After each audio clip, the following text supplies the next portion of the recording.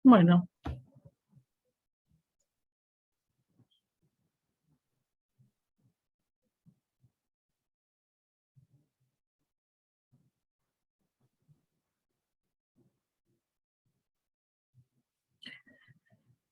Bueno, buenas tardes. Muchas gracias por acompañarnos en esta jornada organizada por el Colegio de Abogados de Mar del Plata y el IADEF, en la que vamos a tratar el tema del fideicomiso con trazabilidad sucesoria en el nuevo Código Civil y Comercial de la Nación.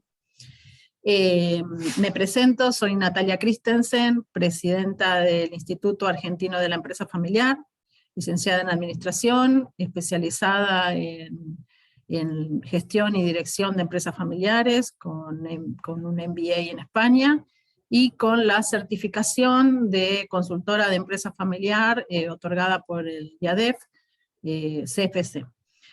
Bueno, voy a presentar a las personas que hoy van a estar acompañándonos a todos nosotros en esta ponencia.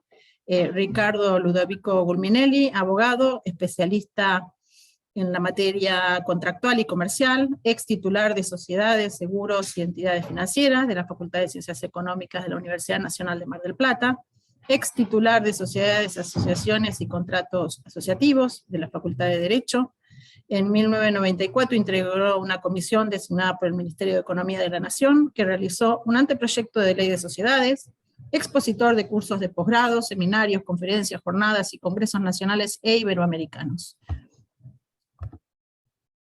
Ex titular del Tribunal Arbitral del Colegio de Abogados de Mar del Plata, integrante de jurados, autor de varios libros y de artículos doctrinarios y ponencias, cofundador del Instituto de Derecho Comercial y Concursal del Código de Colegios de Abogados de Mar del Plata y representante de revistas jurídicas. Socio activo del IADEF, y para el IADEF un gran orgullo que sea miembro y que compartamos con él tantas experiencias y conocimientos. Presento a Marcelo David.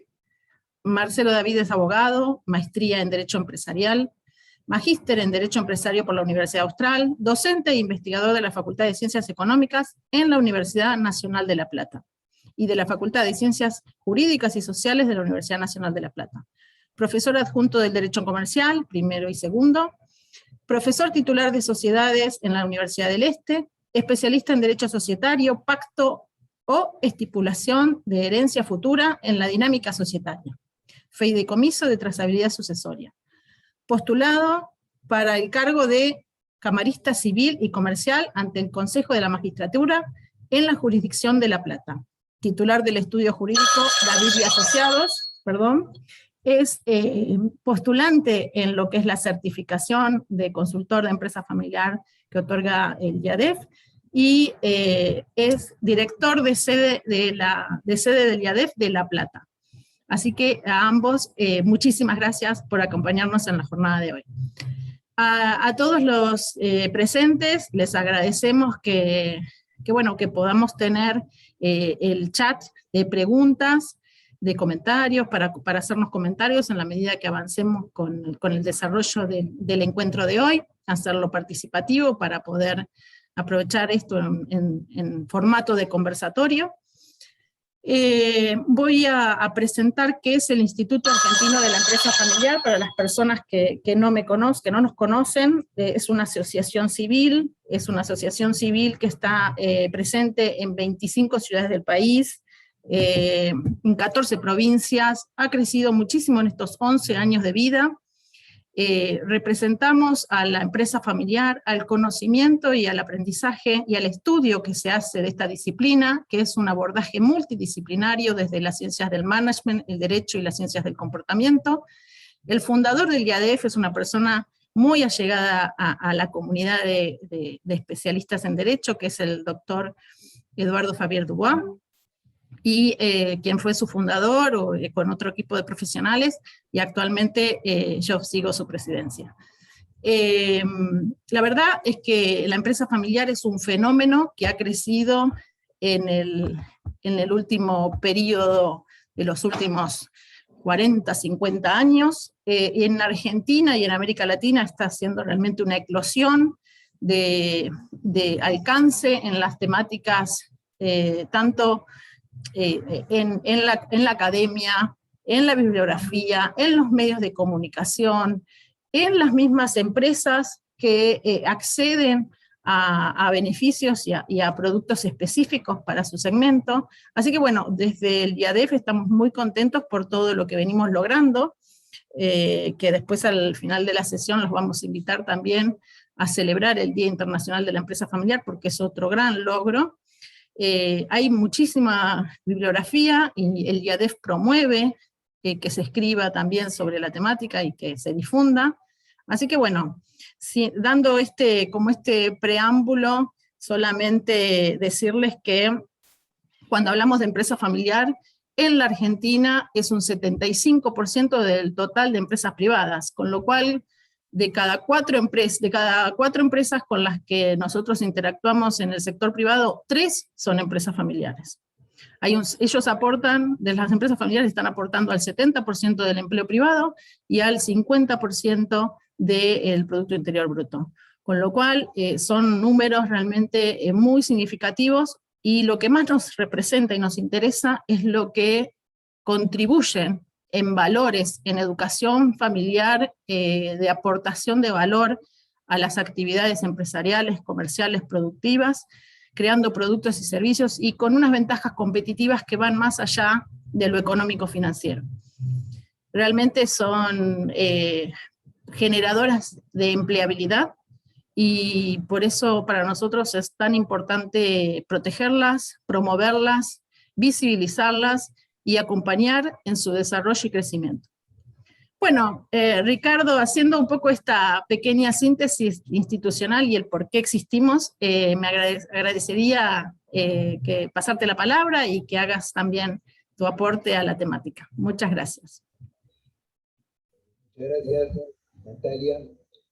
Las palabras de la presidenta del IADEF reflejan claramente que estamos frente a una materia que a todos los abogados y abogadas les debe importar.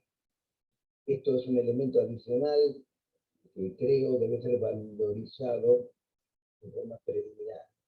Lo que yo pensaba hacer es una precisión o alguna aproximación a algunos temas que creo vertebrales de la empresa familiar, simplemente para preparar, digamos, un poco el clima para la conferencia que va a dar el doctor Marcelo David, que aclaro, es un honor tener con nosotros porque es un especialista. Yo creo que no voy a usar la mano para decir quién es el mejor, pero he leído artículos de él y he escuchado sus conferencias y es un privilegio tenerlo con nosotros. Simplemente yo quería plantear algunas circunstancias, como por ejemplo, cuando hablamos de empresa familiar, parecería que estamos viendo algo que lo tenemos enfrente. Y sin embargo, la empresa familiar, ¿dónde está? ¿Alguien conoce una norma que diga que esto es una empresa familiar? ¿Hay alguna ley? ¿Cuál es la regulación? No es algo que aparece sistematizado, aparece, no sé si decir desperdigado, o por lo menos en una forma que no parecería así sistemática. Muy concretamente, yo lo que diría es que no hay una sociedad de familia en el derecho societario. En hace años se hablaba, por ejemplo, de la anónima de familia, pero era un término equívoco que representaba a la sociedad que no cotizaba en bolsa, que no era abierta. O sea que en realidad no hay en el derecho societario normas que se refieran a la familia, salvo alguna como el 28, que con el impacto de indivisión, la parte de los incapaces, los menores, los que tienen capacidad restringida, tiene que ser limitada la responsabilidad, o el 27 que dice que los cónyuges pueden ahora ser socios de cualquier sociedad, pero después no hay nada más. Entonces, empresa familiar parecería que con el derecho societario no se está vinculando por ese lado. Sin embargo, hay algunas normas que muy someramente voy a mencionar que de alguna forma colocan a la empresa familiar en un protagonismo. Una de ellas es el artículo 10.10, que es el que prohíbe el pacto sobre herencias futuras, pero hace una excepción muy importante, justamente con lo que nosotros estamos viendo ahora, que es la empresa familiar. ¿Y por qué digo que hace una excepción? Porque los pactos de herencia futura están prohibidos, ¿no es cierto? Generarían nulidad, a menos, ¿no es cierto?, que se trate de una explotación, ¿no es cierto?, productiva, o que se trate de contratos sobre participaciones societarias de cualquier tipo. O sea, si se hace un contrato que incluya futuros derechos hereditarios, el legislador en principio lo permitiría siempre y cuando se cumplan algunos fines. Por eso el legislador dice con miras. Esos contratos sobre esos bienes que acabo de mencionar, ¿no es cierto?, explotaciones productivas o participaciones societarias de cualquier tipo, si se hace con miras a la conservación de la unidad de la gestión o a preservar, a prevenir, perdón, y a solucionar conflictos, el legislador dice expresamente que son válidos. Esta norma se refiere a los pactos que hacen ¿quién? El causante, su cónyuge y los herederos, autorizando incluso que el causante y su cónyuge no participen directamente de esos acuerdos, que sean sus otros herederos, lo que obviamente va a traer algunas dificultades, pero está permitido. Y se establecen fórmulas de compensación para aquellos que no van a ser beneficiarios o adjudicatarios de bienes de la sociedad, participación societaria, o de la explotación productiva. Compensaciones que se pueden hacer con cualquiera de los bienes. Ahora, si es un pacto que se hace entre herederos, los herederos son familias. Si estamos hablando de una producción productiva y de participación societaria, estamos hablando de empresa y estamos hablando de sociedad. Este es un caso muy claro de inclusión de la empresa familiar, categoría no legislada especialmente, en un cuerpo normativo fundamental como es el Código Civil y Comercial, artículo 10.10. O sea que lo que vemos es que la empresa de familia proviene de otras ramas, que no es el derecho societario, pero que irrumpen de alguna manera y se relacionan con ese derecho societario. Eso es lo que provoca, de alguna manera, algún tipo de colisión, que es lo que yo voy a traer a colación ahora. Pero concretamente esto se da incluso con otras normas, por ejemplo, a título de ejemplo del 491, apartado tercero, que dice que el socio que tiene participaciones societarias propias, pero que su valor aumenta por capitalización de ganancias, le debe recompensa a la comunidad conyugal. Esa es una norma de la comunidad conyugal, pero que se está relacionando específicamente con una empresa familiar, porque estamos hablando del cónyuge. Además, ¿no es cierto?, esto se relaciona indirectamente con todo lo que ya sabemos del régimen de separación de bienes entre cónyuges. O sea, que incide fundamentalmente en esto. O sea que lo de la empresa familiar es riquísimo. Hay otras normas, como la de 2332, 2333, que hablan de la posibilidad del cónyuge, de algunos herederos, de oponerse a la partición de algunos bienes que se relacionan con establecimientos civiles, agrícolas, ganaderos, comerciales, industriales, Pero bueno, no voy a entrar en eso porque me iría muy lejos, pero lo que les quiero decir con esto es que hay un bagaje que nos viene del derecho sucesorio y de la comunidad conyugal, que marcan claramente la presencia de la empresa familiar en el derecho argentino. Lo que no se ha hecho es sistematizarlo con el derecho societario. Y acá tenemos un grave problema, porque los tipos societarios, ya lo dije recién, no se ocupan de tratar el tema familiar. Pero la problemática familiar es mucho más compleja en sí misma que la problemática societaria sola. En el derecho societario nos preocupamos por el interés social, podemos preocuparnos del interés del accionista o del socio también, pero en la empresa familiar nos preocupamos mucho por la familia, hay un interés del familiar que debemos reglamentar separadamente y nos preocupamos por la continuidad.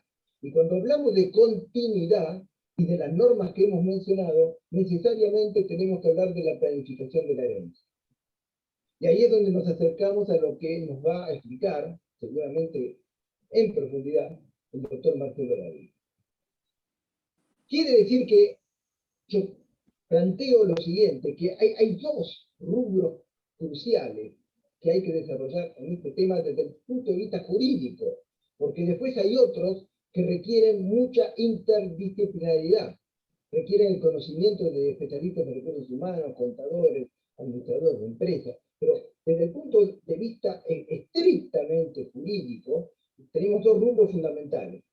Primero tenemos que regular de alguna manera la situación familiar, llamémoslo así para simplificar. Eso nos lleva de la mano a contratos asociativos, con sindicación de acciones, nos lleva a planificar la herencia con donaciones con reserva de usufructo, por ejemplo, el pacto de herencia futura que acabo de mencionar, y otras cosas que son importantes agregar, pero para hacerlo simple y no quitarle tiempo a Marcelo, además está el fideicomiso de trazabilidad sucesoria,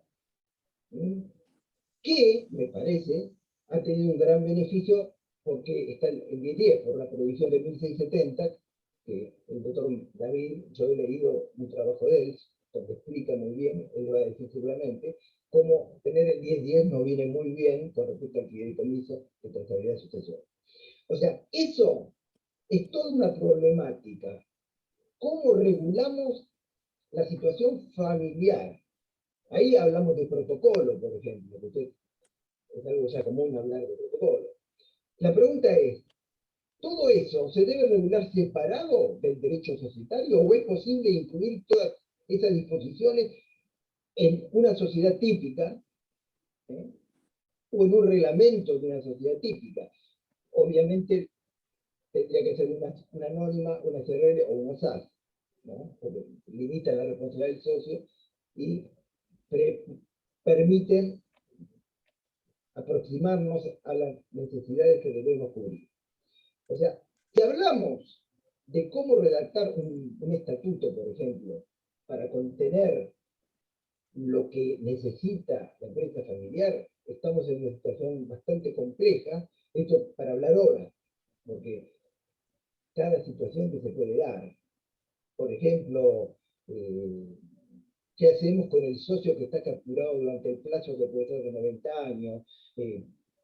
¿Cómo hacemos para limitar la transmisibilidad de las participaciones? O sea, muchas normas que no es el caso de tratar ahora. Yo simplemente quería dejar planteado esto y voy a terminar mi breve introducción diciendo que tengo la convicción de que haciendo un esfuerzo intelectual importante y cuidándonos mucho al redactar cláusulas, se puede hacer mucho en el marco del derecho societario, alejándonos un poco de los contratos parasocietarios, porque entiendo que incluirnos dentro del esquema societario nos da mayores ventajas en cuanto a que todo lo que es parte del contrato o de un reglamento que se inscribe genera una inoponibilidad y esa inoponibilidad se sigue dando en la medida que vienen nuevos titulares de las participaciones que ya están. Eso me parece es un elemento que nos obliga a extremar nuestro esfuerzo para introducir, a lo mejor en recipientes demasiado rígidos como son los tipos, figuras que son familiares. Por ejemplo, y con esto termino, llamo la atención sobre un instituto que me parece especialmente útil, que es el de las prestaciones accesorias. O sea, las prestaciones accesorias del artículo 50 de la Ley de Sociedades, bien aplicadas, nos pueden dar el marco para ingresar a un tratamiento de disposiciones que normalmente se hacen en contratos parasocietarios y que figurando en el contrato, aún en anónima, que no prevé la exclusión, podemos llegar a decir que el incumplimiento de estas prestaciones accesorias permite excluir a un accionista. O sea, esto como un anticipo para tener en cuenta la dificultad que tiene el jurista a la hora de diseñar estatutos, contratos o convenios parasocietarios. Le dejo la palabra a Marcelo y escucho atentamente. Muchas gracias. Muchas gracias. Bueno, Natalia.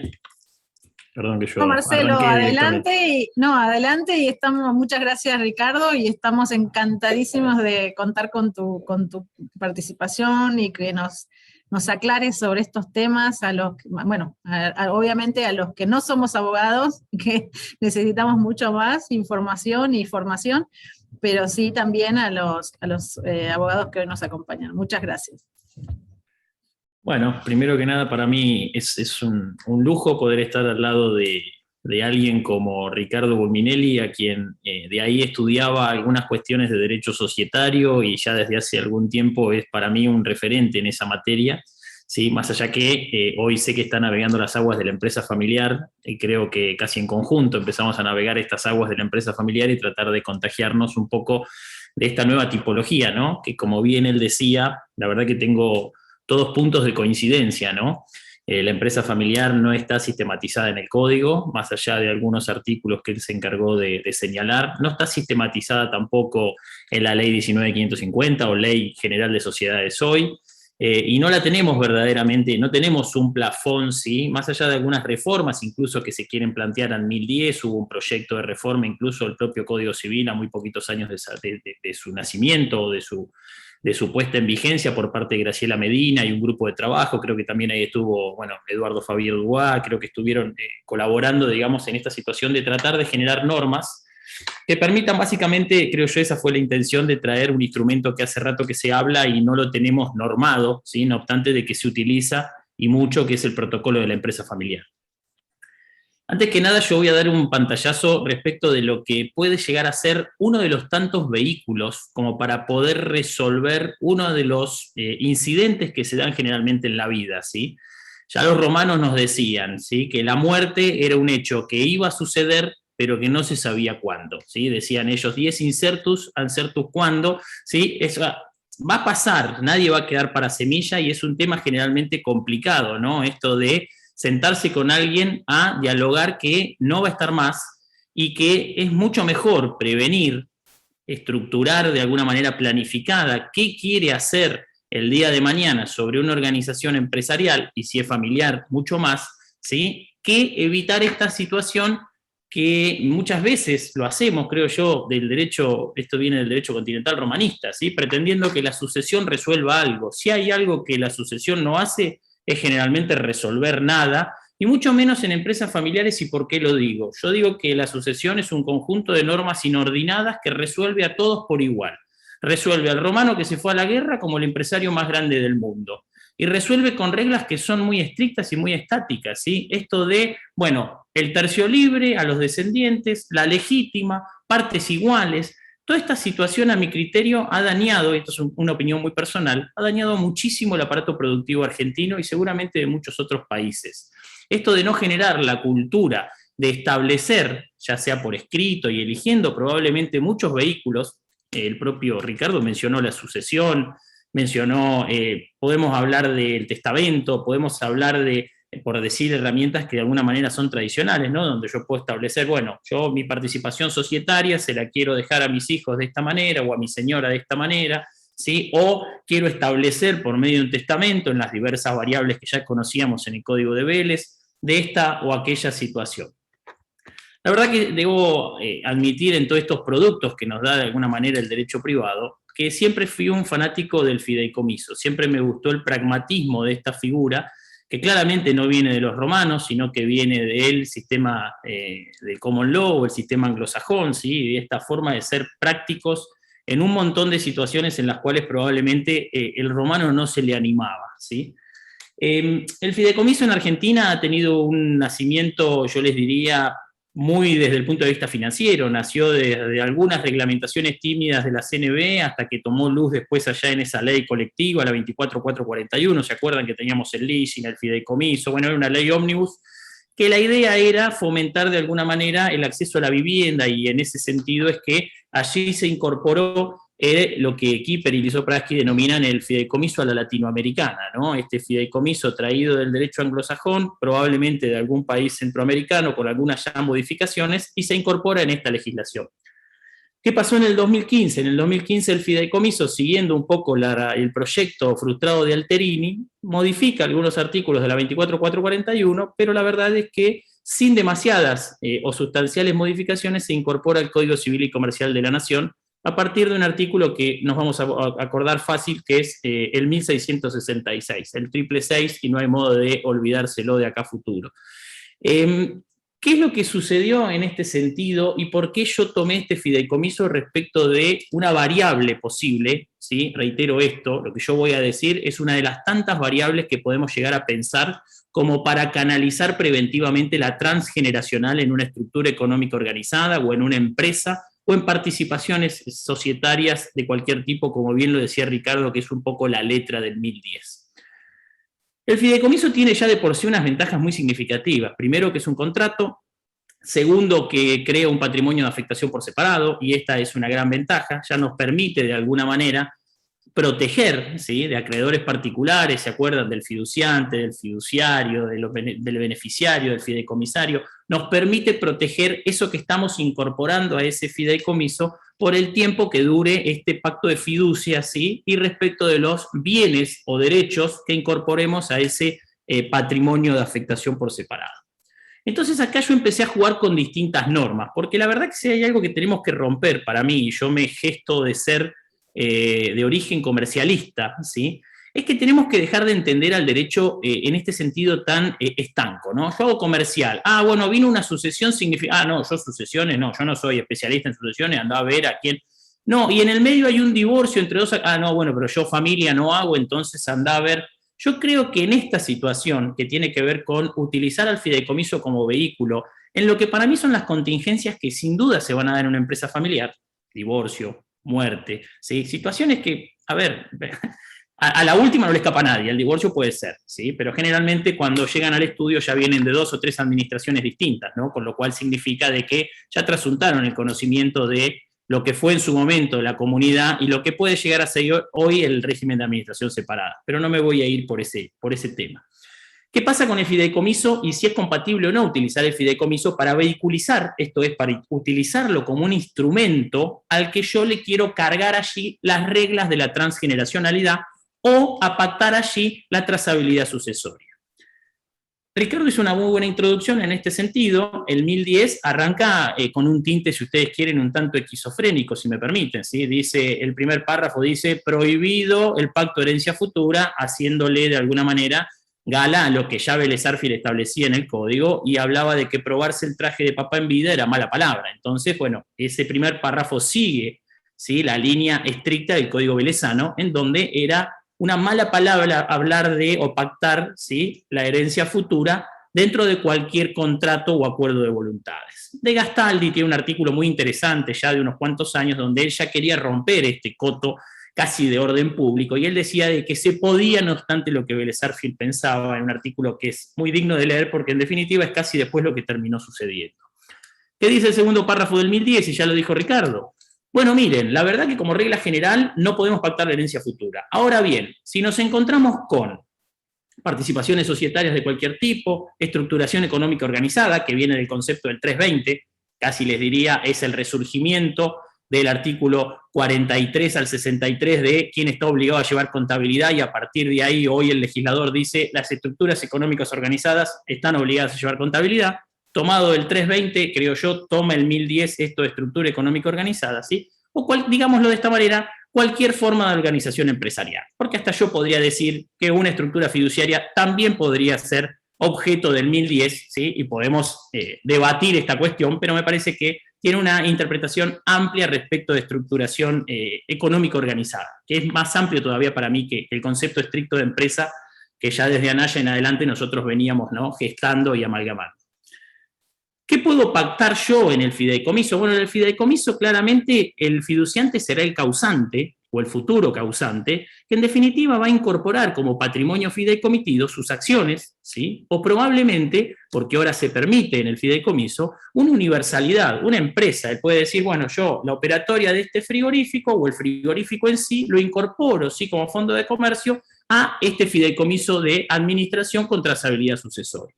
Ahí tendrá que nombrar un fiduciario. Este fiduciario claramente no puede ser el mismo, tiene que ser una persona distinta, ni tampoco una sociedad que él controle, para evitar que nos digan que es un acto simulado y que en definitiva no hubo una transferencia real de dominio imperfecto.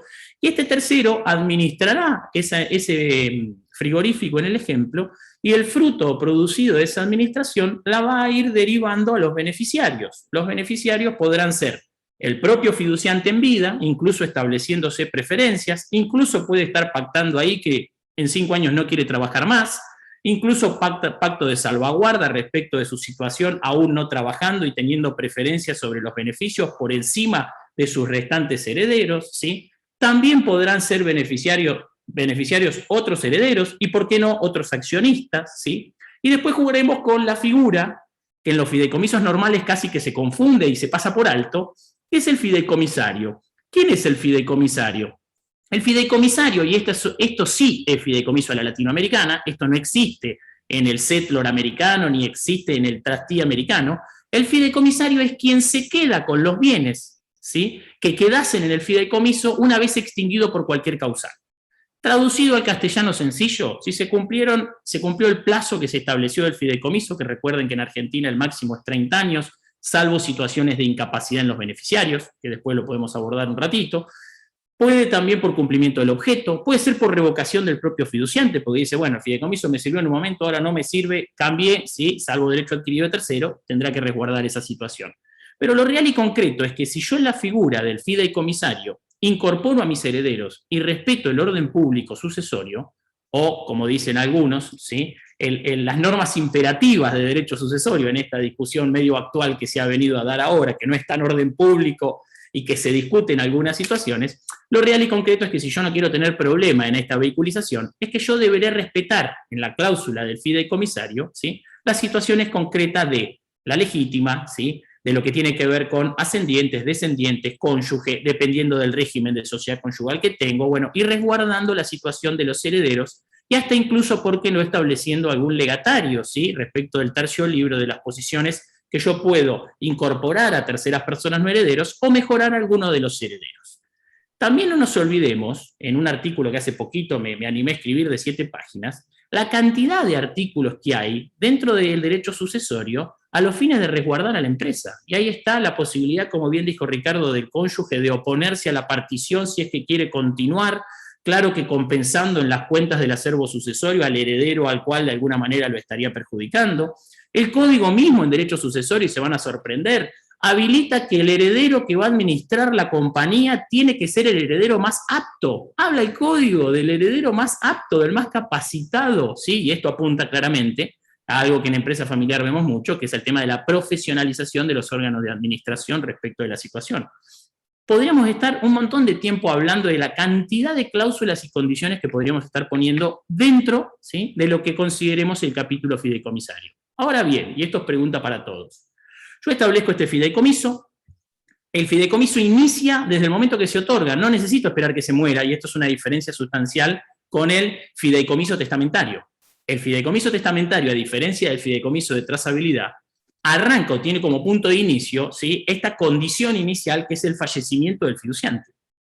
En el fideicomiso de trazabilidad yo no tengo que cumplir esa condición, ¿sí? Y acá tengo autonomía de la voluntad, y el fideicomiso arranca a funcionar, si así lo establezco, desde el momento que se otorga. desde el momento que se otorga, el fiduciario es quien administrará las acciones en sus derechos patrimoniales y no patrimoniales, es el que administrará el fondo de comercio, probablemente una matrícula, probablemente una habilitación, situaciones diversas, pero que van a tener un punto de inicio, no necesariamente, reitero, al momento de la defunción o fallecimiento del causante. Y esta es una de las principales diferencias. ¿Por qué? Porque si yo, en definitiva, este fideicomiso comienza a trasuntar, ¿sí? Y a los 5 años fallece el fiduciante. Y se establecía en el fideicomiso que el fallecimiento del fiduciante no le causaba ningún efecto al fideicomiso. De hecho, puede seguir funcionando el fideicomiso como tal y no causa, más allá de los efectos propios de haberse producido el deceso del fiduciante, ¿no? Síganme en esta idea. Bueno, síganme sería como, iríamos a otros tiempos, ¿no? Por ahí compartan esta idea, ¿sí? Respecto de la situación. Fallece el fiduciante, el fideicomiso sigue adelante y yo tengo, ¿sí?, la posibilidad, y en esto podemos discutir, de no tener que hacer ninguna sucesión. Si yo respeté el orden público sucesorio, si yo respeté la cláusula del fideicomisario, las normas de orden público, si no hay ningún conflicto, si todos los herederos prestaron anuencia, si tarifamos y tasamos como corresponde los bienes del causante al momento de la conformación del fideicomiso, si quieren actualizado al momento del fallecimiento, como establece el Código Civil y Comercial de la Nación, la verdad es que vehiculizamos de modo tal, y acá la corporación abogadil probablemente me va a querer retar o tirar un pelo, no tengo que pasar por un proceso sucesorio. Y fíjense, porque generalmente, ¿qué le cuesta? Y esto lo he dicho en otras jornadas, ¿qué nos cuesta a los abogados? Nos cuesta vender derecho preventivo. Y permítaseme la expresión, ¿sí? Nos cuesta ser preventivos. A los abogados nos vienen a ver cuando explotó el conflicto societario, cuando el pater familia murió, cuando la empresa tiene una intervención, cuando los 2 hijos se están matando porque el padre no le dijo a quién le dejaba la administración. De esta manera nosotros establecemos una trazabilidad, la dejamos asentada, todas las partes participan y prestan anuencia. Creamos un patrimonio de afectación que en vida todavía del causante protege frente a terceros, ¿sí?, respecto de deudas que tengan particulares, no de la estructura fiduciaria. E incluso nos ahorramos la sucesión. Digo esto porque muchos me dicen, bueno, Marcelo, pero ¿cómo haces para explicarle esto a un comerciante o a un empresario y que te compre el producto? O sea, que entienda que esto vale la pena. Para mí, una de las mejores maneras es decirle, mira, ¿cuánto te sale un proceso sucesorio al que vos le incorporás una compañía, acciones, lo que vos quieras, más allá del problema de evaluar una compañía, el EBITDA, o el sistema de flujos futuros esperados, o el que se quiera adoptar? La verdad que vas a estar, seamos prudentes, entre un 15 y un 25%, ¿sí? Entre honorario, tasa registral, el ITGB, etcétera, etcétera, etcétera. De esta manera, ¿sí?, lo único que yo le podré cotizar conforme a nuestra ley de honorarios es un contrato.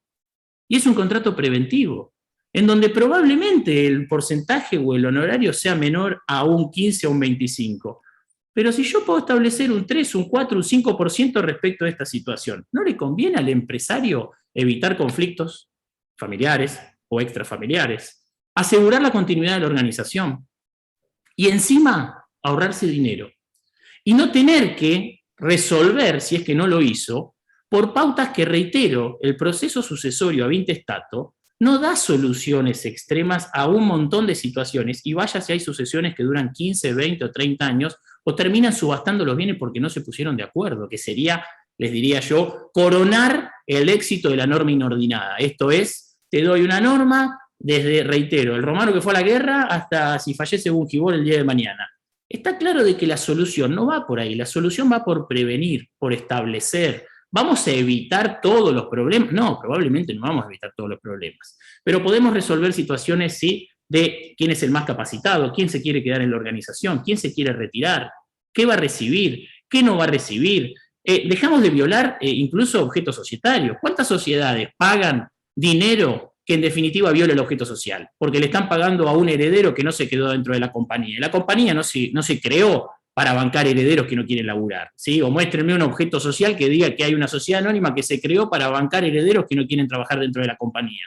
¿Y cuánto dinero fluye muchas veces para pagar cuotas de situaciones o estructurar gastos familiares que verdaderamente es una violación constante al objeto societario? Y que baste que alguien, como minoría, toque el timbre de que algo no le gustó para que la sociedad, por la intervención societaria o un veedor, más alguna situación de impugnación de asamblea, vuele por el aire.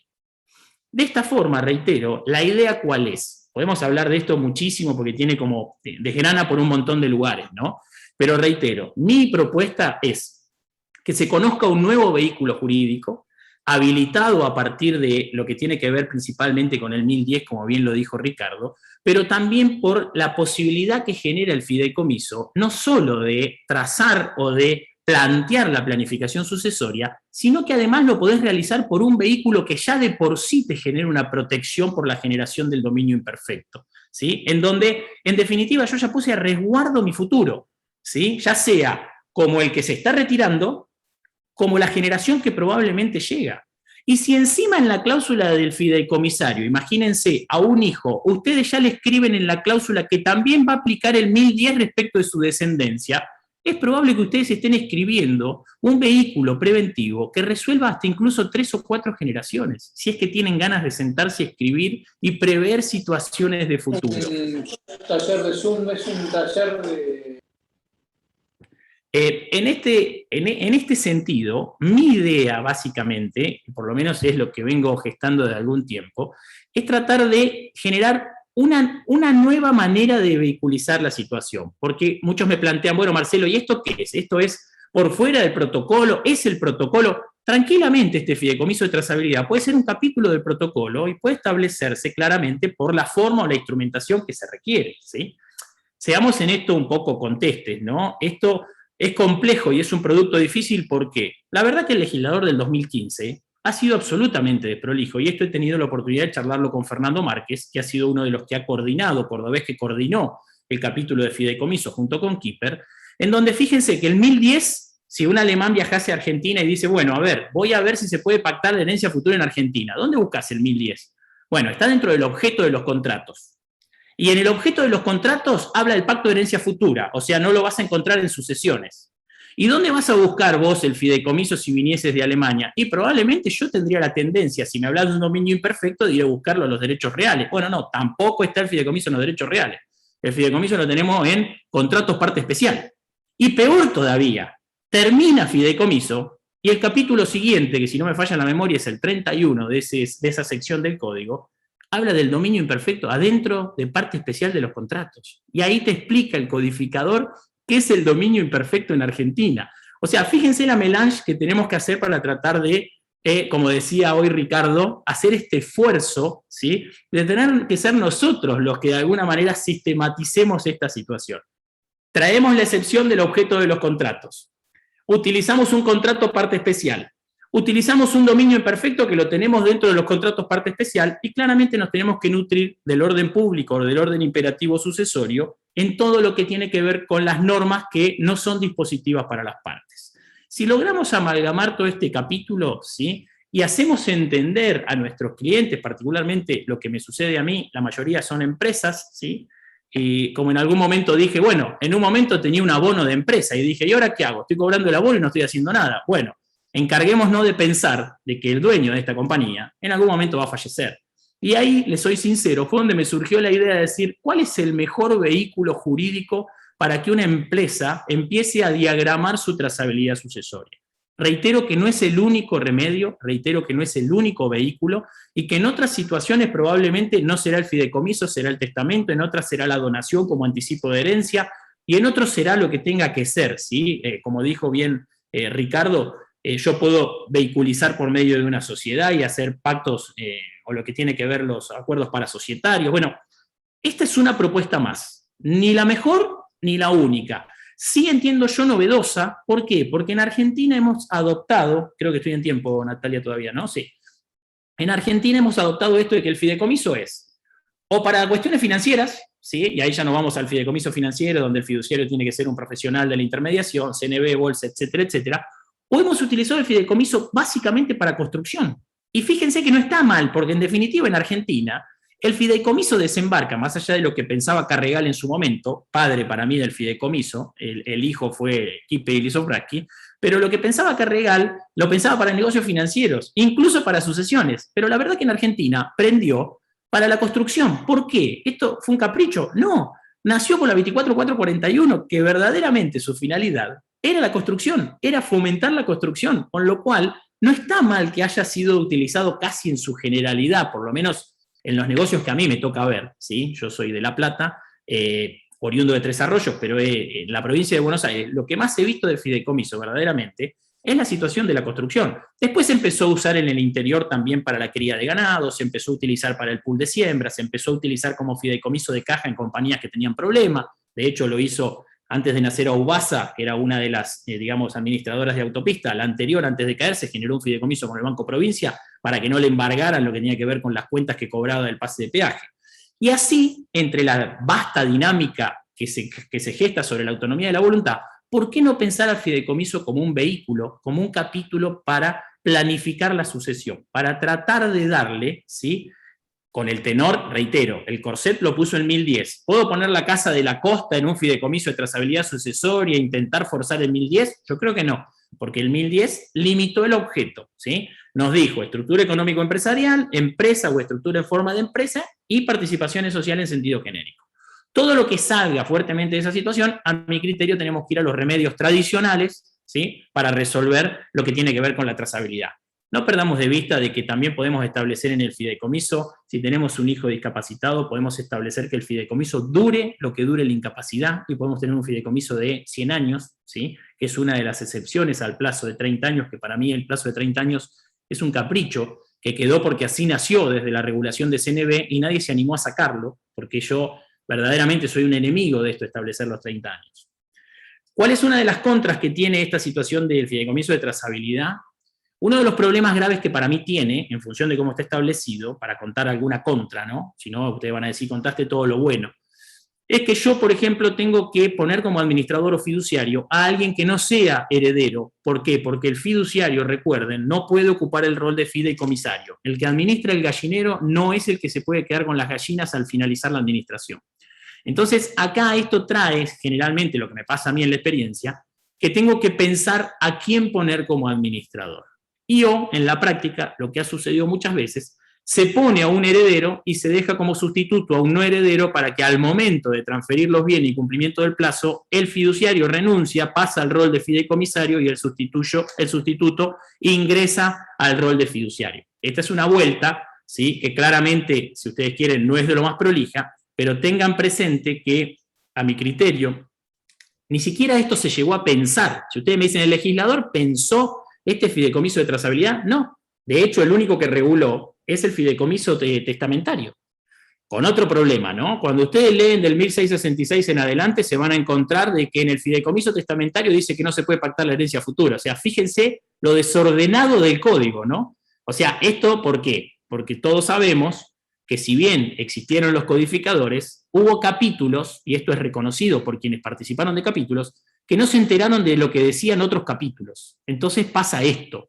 El 1010 dice que se puede pactar la herencia futura en este tipo de bienes, y el artículo específico de fideicomiso testamentario dice que no se puede pactar la herencia futura. O sea, desprolijidad, a mi criterio, al extremo, ¿sí? Visto de este modo, era un poco la idea que yo les quería trasladar, les quería de alguna manera mocionar. Podemos hablar un montón de situaciones de lo que tiene que ver con la práctica, pero me gustaría, por lo menos los que estén conectados y tienen ganas, plantear cuestiones, plantear situaciones, ideas, discusiones, ¿sí? Yo he dado esta charla en el Colegio de Abogados de La Plata y había escribanos sentados, y yo le digo que la pasé feo, porque no le digo que me trasladaron algún improperio, pero cuando dije que no era necesario hacer la sucesión, yo les puedo asegurar que las caras que yo veía era, ¿qué está diciendo este chico? O sea, ¿qué está diciendo este señor que está sentado ahí? La verdad que es para discutirlo, es para pensarlo, creo que tiene un sostenido fundamento jurídico, de hecho lo hago, lo practico y los registro. Esto es, la Dirección Provincial de Personas Jurídicas ha registrado unos cuantos fideicomisos de trazabilidad sucesoria, entendiendo de que no hay ninguna violación, ¿sí?, al orden público respecto de lo que tiene que ver con esto de la trazabilidad sucesoria utilizando este vehículo. Eso, Natalia, era un poco, y Ricardo, la idea, me parece, y creo que estamos en el tiempo que habíamos planteado, ¿no? Sí, sí, excelente. Muchísimas gracias, Marcelo. Sí, Ricardo, lanzamos los comentarios y preguntas. Quería hacer un breve comentario, disculpen porque todos van a hablar, pero realmente me parece importante que yo realmente comparto absolutamente lo que dijo Marcelo. no por la charla que escuché, ya había visto una anterior y había leído un trabajo de él. Lo hace con mucha prudencia, o sea, es consciente de la gravedad que tiene la aplicación de este instituto. Eso es lo que más me gusta, y es muy positiva como una opción más dentro de, como él lo dice, hay un bagaje de herramientas que se pueden utilizar. Y esta de fideicomiso, que es una institución que yo amo porque profesionalmente me ha parecido fantástica, hay gente que la critica porque cree que es un elemento para defraudar, pero yo creo que nadie usaría un fideicomiso si quisiera defraudar, porque justamente es un instituto recipiente, ¿no es cierto? Y además hay otro elemento que quería destacar, que me parece fundamental del fideicomiso, que Marcelo lo ha mencionado, y yo lo he visto desarrollado incluso, que es la posibilidad de revocación que tiene el fiduciante. Eso es crucial, porque yo no me despojo de los bienes y nunca más. O sea, yo puedo dejar constancia del fideicomiso de que puedo revocar. Eso me parece importantísimo también. Así que bienvenido al fideicomiso, te felicito, Marcelo. Es delicado el tema. Vos habrás escuchado el fallo de Necochea, viste que habló un fideicomiso, se habló mucho. O sea, la mentalidad de los jueces no es muy renovadora. Es la misma que la mentalidad de los burócratas de la autoridad de contralor de las sociedades. O sea, cuando uno hace algo nuevo, es muy difícil, porque hay cosas muy gordas que están ahí abajo. Pero, sinceramente, me parece que está muy bien tu apostolado. Espero que sigas en eso, porque es un instituto realmente útil para empresas familiares. Sí, hay una cuestión antes que alguien más pueda tener la palabra, y me gustaría, de hecho, es que el fideicomiso es inocuo. Yo al fideicomiso como vehículo le cargo un fraude como le cargo una licitud, como pasó con el derecho societario, como pasó con el derecho contractual, como pasó con cualquier instituto al que yo, a ver, ¿cuántos testamentos se han declarado nulos, fruto de que o fue sacado apoyándole la mano y no era la voluntad? Y todo instituto, en definitiva, nace en su germen inocuo y después está en uno darle esta situación. Yo creo que lo he escuchado, para citar también a alguien de Mar del Plata, en una charla, Horacio Garaguso, que ustedes lo conocerán, me dijo, no, el fideicomiso es todo fraude. No, Horacio, no de ninguna manera. El fideicomiso, reitero esto, es inocuo. Después que cada uno lo vehiculice o con un fraude, o con un negocio ilícito o antijurídico, o con una licitud, bueno, depende claramente de quién va a utilizar ese vehículo o quién lo va a poner en la práctica. Pero sí, claramente el fideicomiso es una figura que no la podemos contagiar con fraude. Me parece que es injusto para la figura, porque de esa manera podríamos decir que, bueno, entonces, ¿cuántas sociedades de paja se crearon para defraudar o a la FIP, o al orden público laboral, o a, bueno, podríamos estar mencionando un montón de situaciones en donde los vehículos societarios se gestaron para eso, ¿no? Y de ahí la creación también de la inoponibilidad y el 54 ter. Pero bueno, me gustaría que hablen los que están, que opinen. Sí, no sé si alguien más quiere preguntar, hacer un comentario, una pregunta, Marcelo.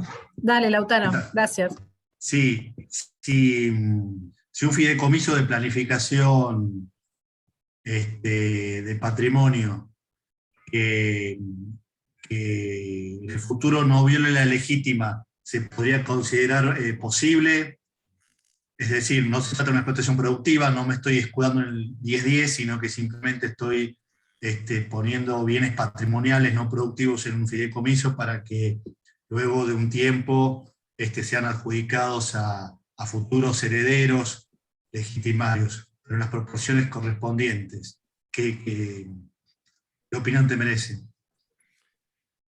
Entramos a un terreno un poco más fangoso, ¿no? Yo creo que estas figuras terminan o no en tribunales en función, primero, ¿sí?, de cómo estén estructuradas, de que participen todos los interesados y que no haya un perjuicio. Yo creo que si se hace un fideicomiso de este tipo, por más de que no sean bienes que estén incorporados en el 1010, ¿sí?, que sean bienes, si te entiendo bien, Lautaro, que excedan esta limitación en el objeto del pacto de herencia futura, y que nadie en definitiva después se queje y todos reciban como fideicomisarios lo que les corresponde y están contentos, y yo creo que eso no va a tener ninguna situación, digamos, de judicialización. Ahora bien, alguien que no reciba lo que quiere recibir, y es probable que quiera navegar el 1010 y que diga de que el fideicomiso viola el objeto de los contratos, y como viola el objeto de los contratos sería un negocio nulo, y entraríamos en la discusión de si el objeto fue lícito o no.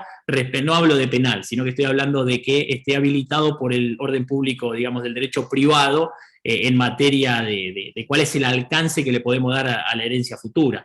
Yo creo que también acá fue tímido el código, porque ¿por qué solamente esos bienes? ¿Por qué no podemos pensar de que nosotros, cualquier tipo de bien, podemos pactar la herencia futura? ¿Por qué solo las organizaciones o las empresas?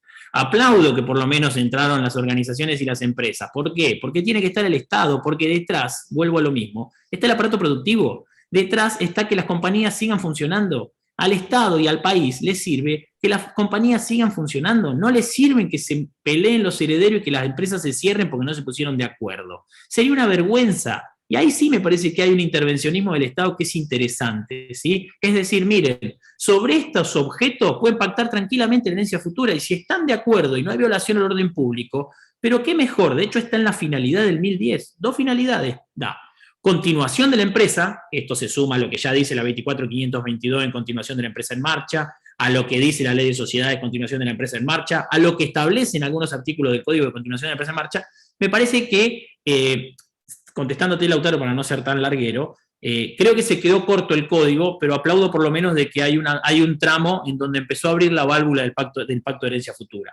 Para ser disruptivo, yo derogaría la sucesión a vintestato, yo sacaría la sucesión a vintestato del ordenamiento jurídico, yo establecería incluso la posibilidad de que exista, ¿sí?, el tema de erradicaría la legítima. O sea, esta situación de normas inordinadas, reitero, que terminan destruyendo patrimonio, no terminan sirviendo. De hecho, analicemos la política de los campos en la provincia de Buenos Aires. ¿Cómo son las unidades productivas hoy?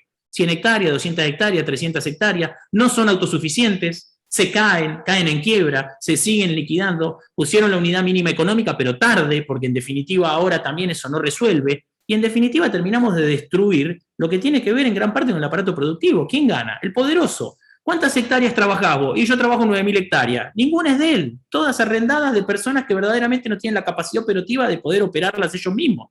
Cuento esto porque lo conozco, de la zona de Tres Arroyos, podemos hablar de la zona de Balcarce, la zona de Necochea, todas situaciones en donde rompieron expresamente prácticamente un mercado, y esto lo hizo la sucesión. No lo hizo alguien distinto, ¿eh? Efectivamente.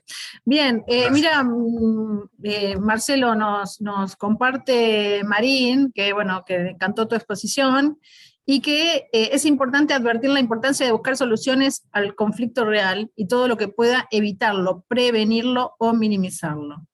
Un fallo judicial que ponga fin al proceso en gran cantidad de casos no pone fin al problema o al conflicto subyacente.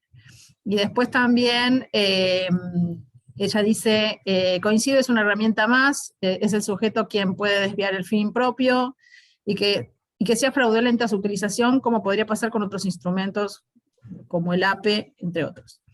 Bueno, la verdad es que me pareció clarísimo. A mí me... Martín, sí, Martín, dale, vamos.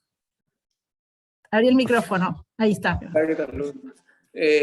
Coincido totalmente con Marcelo también en cuanto a que el fideicomiso en sí es neutro, y que si bien obviamente se puede usar como una herramienta para eludir a la ley, no hace a la naturaleza del fideicomiso, por supuesto.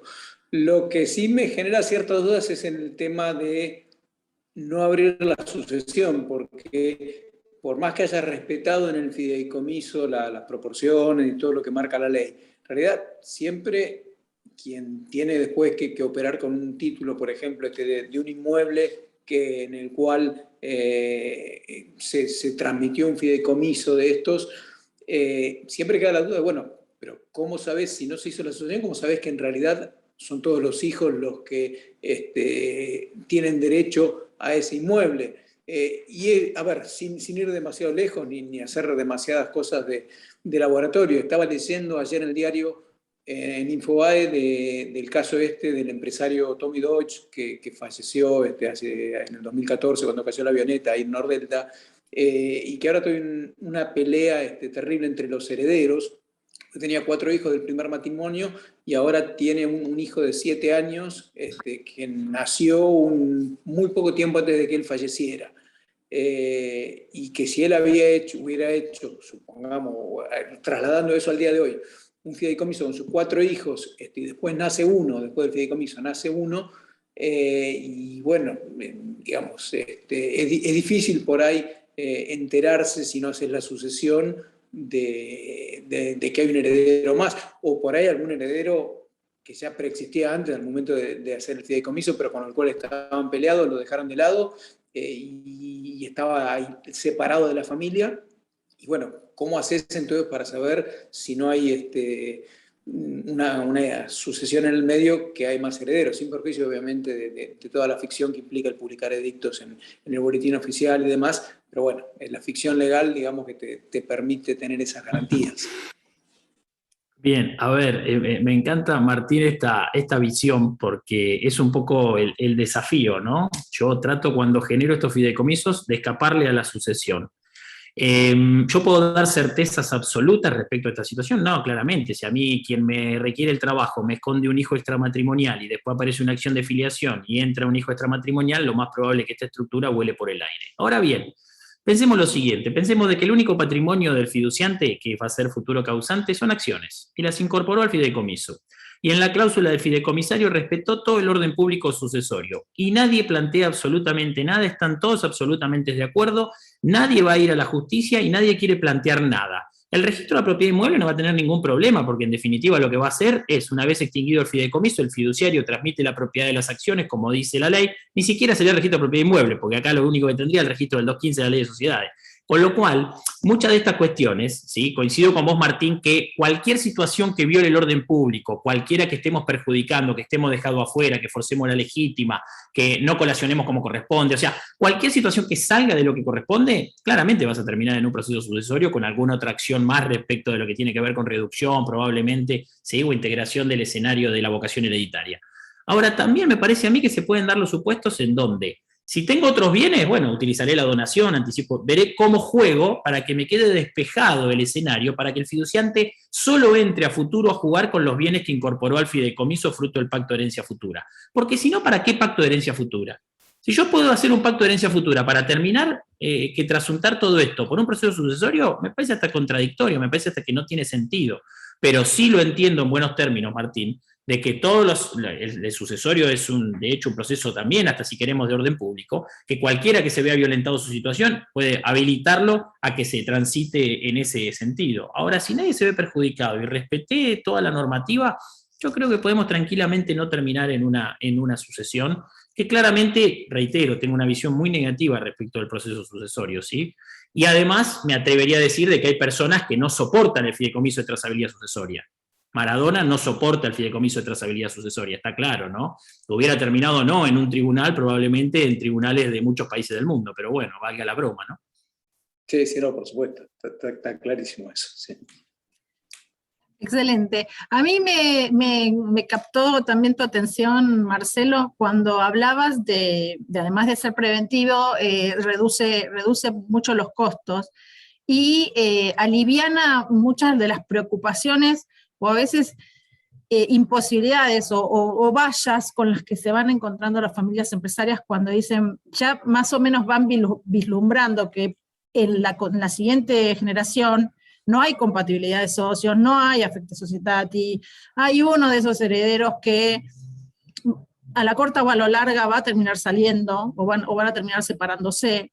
Y vos recién hacías un poco alguna alusión a eso, ¿no? Que entendí o interpreté que, bueno, que este tema de la evaluación de la empresa, al momento que se utiliza este instrumento, hay que tener una evaluación, o sea, que realmente te permita tener números más certeros, y después eso, cómo juega y qué otras cosas les podés plantear dentro de este instrumento para estas circunstancias donde vos ya sabés que hay uno, por ejemplo, de 2 herederos, hay uno que va a querer retirarse.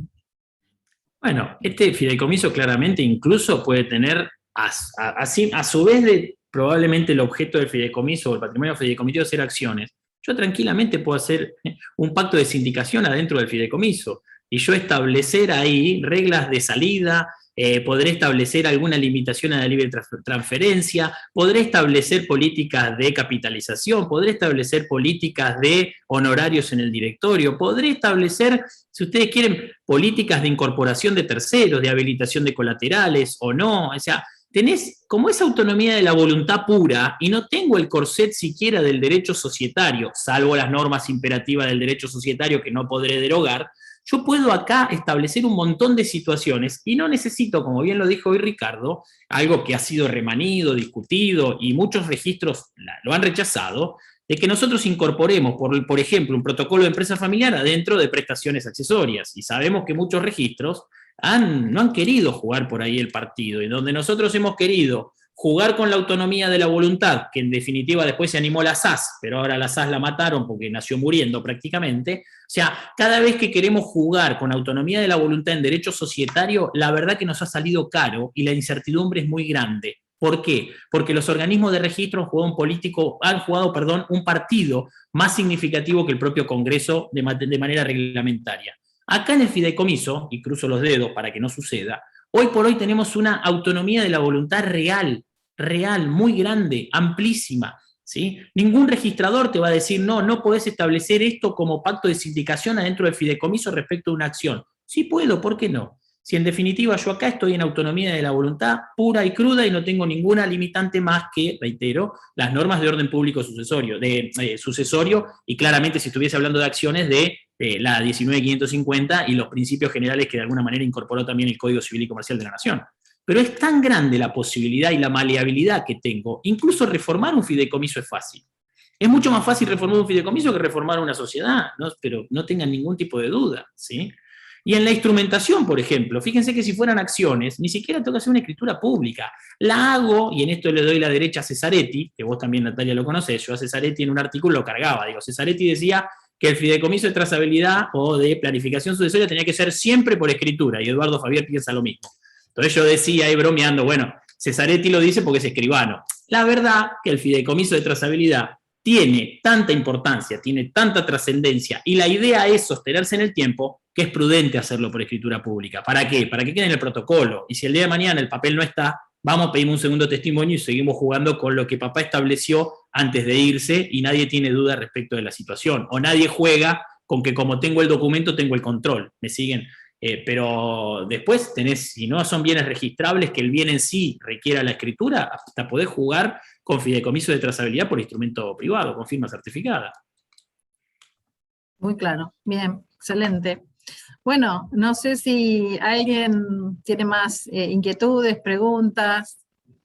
Da para mucho más, da para realmente empezar a desgranarlo con un montón de situaciones que se presentan en familias empresarias que realmente les vendría muy bien hacer un poco esta simulación de ver qué beneficios tiene, qué ventajas les da, ¿no?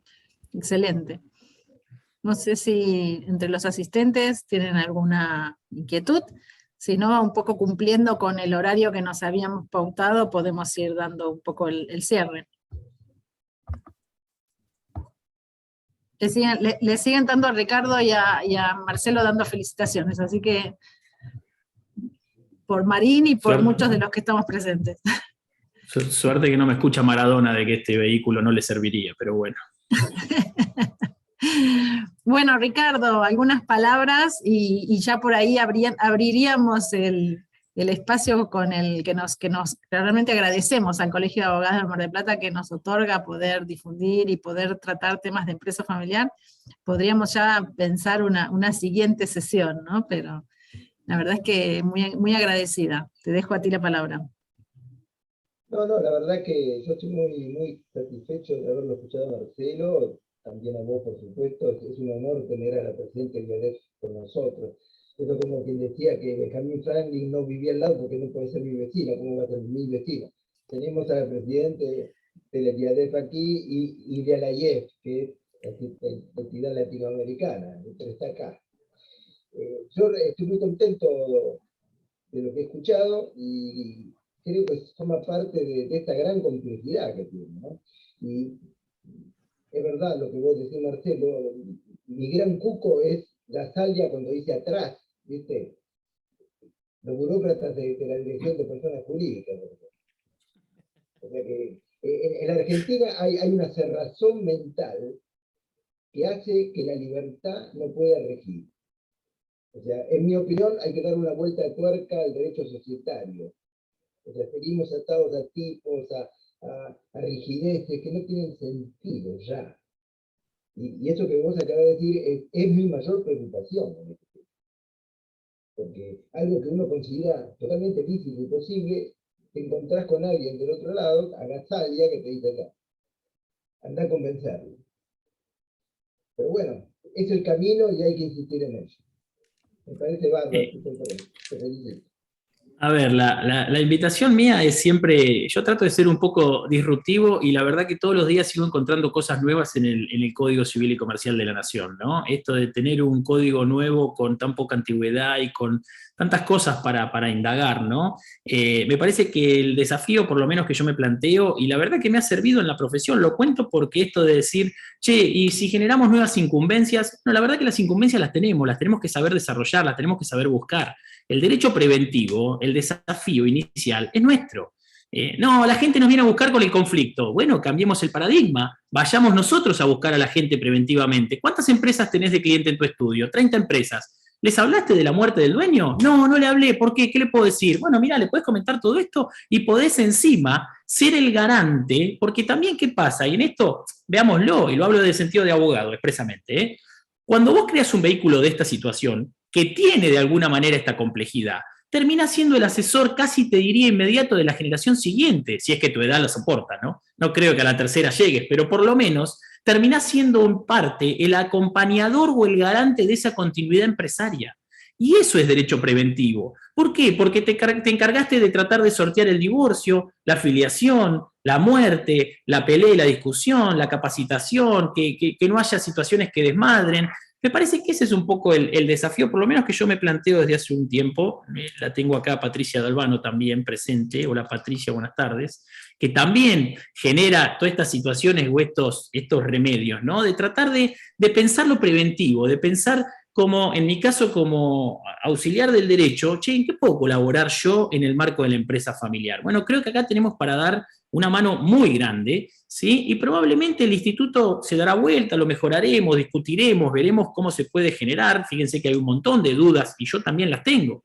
De hecho, a ver, si burgueteamos un poquito, el Pacto de Herencia Futura, el artículo 1010, no habla de instrumentación, no dice cómo hay que instrumentarlo. Y hasta dice que la cónyuge podría no firmar. Bueno, ya, si forzamos mucho lo que está escrito, bueno, créanme que tenemos para discutir un rato largo, ¿no?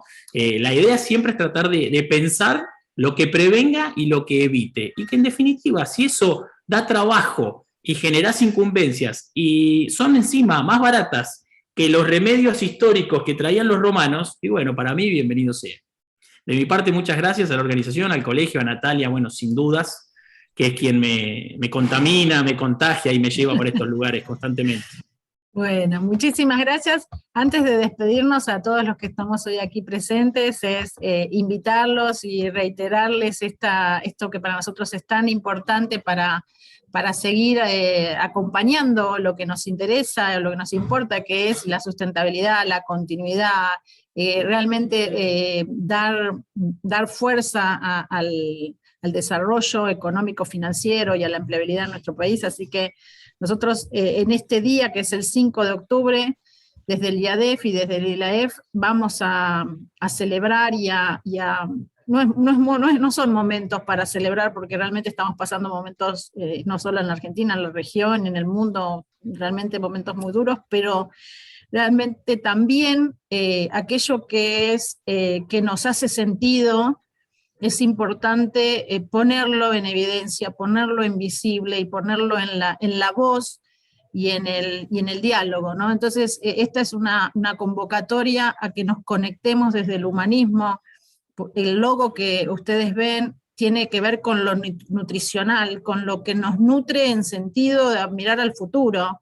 Vamos a hablar de la mesa del directorio, vamos a hablar de la mesa de familia, vamos a hablar de los valores y la cultura que nos trasciende y de lo importante que es. Así que a todos los esperamos en este evento tan importante con 8 premiaciones, 5 en Argentina y 3 para América Latina, que realmente vamos a dar a conocer testimonios muy interesantes, muy inspiradores, y que nos van a realmente a cargar estas energías y a entender por qué hacemos lo que hacemos en las familias empresarias, ¿no?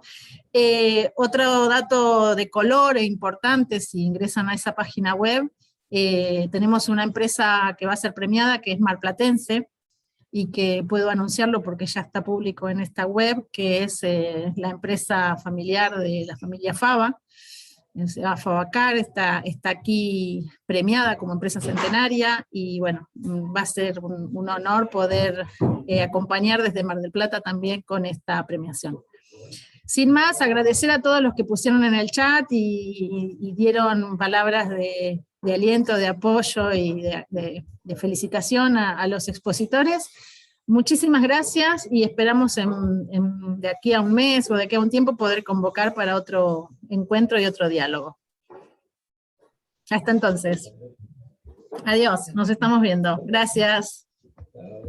Gracias, adiós, hasta luego. Muchas gracias, Ricardo, muchas gracias, Marcelo.